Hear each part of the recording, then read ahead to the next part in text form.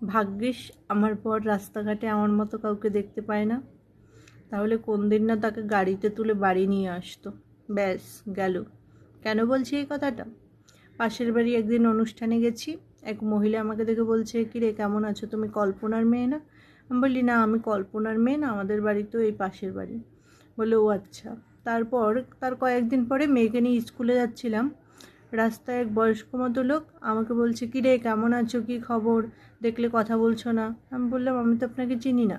বলে, আমাদের পাশের বাড়ি, তুমি আমাকে চেনো না, কি বলছো, তোমার বাবার নাম অমুক। আমি বলি, না না, আমাদের বাড়ি তো প্রগতিপল্লী। বললো, ও আচ্ছা, কিন্তু আপনাকে না পুরো ওর মতো দেখতে। সরি, তাহলে আমার ভুল হয়েছে। ব্যাস মিটে গেল। আজকে সকালবেলা মাছওয়ালা এসছে মাছ বিক্রি করতে। সে পাশের পাড়ায় মাছ বিক্রি করতে গিয়ে কাকে নাকি জিজ্ঞেস করছে কেমন আছেন, পুরো নাকি আমার মতো দেখতে।